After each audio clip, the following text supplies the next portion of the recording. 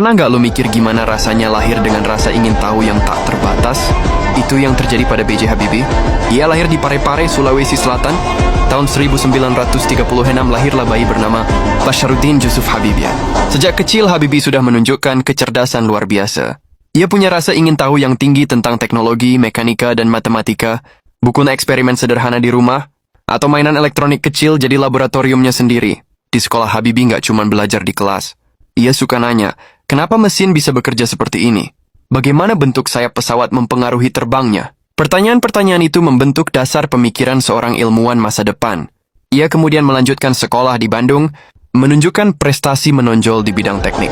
Keahliannya di bidang matematika dan fisika sudah terlihat sejak dini, bahkan teman-temannya kagum dengan cara dia memahami konsep rumit dengan cepat. B.J. Habibie melanjutkan pendidikan tinggi ke Jerman, di Technische Hochschule Aachen.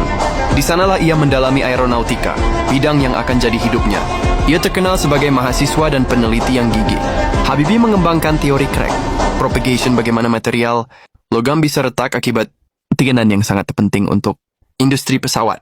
Penelitiannya membuat ia cepat dikenal di dunia internasional. Dari sini juga Habibie mulai berkontribusi pada industri penerbangan Jerman.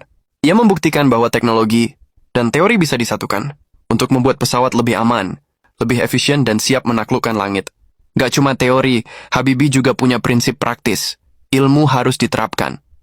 Ia ingin inovasi yang bisa menyentuh kehidupan nyata, LB pesawat yang terbang, tenaga kerja yang terampil, dan negara yang punya kemampuan teknologi tinggi. Di puncak karirnya, Habibie masuk ke dunia pemerintahan.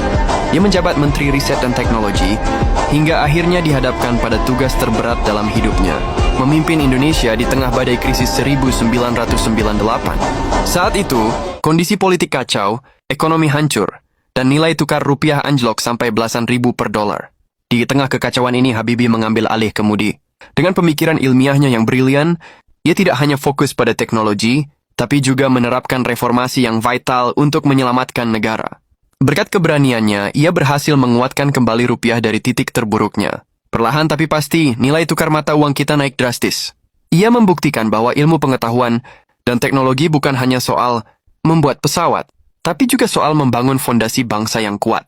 Meskipun masa jabatannya singkat, warisannya sangat besar, ia membuka jalan bagi demokrasi, inovasi, dan menempatkan ilmu pengetahuan sebagai dasar pembangunan nasional.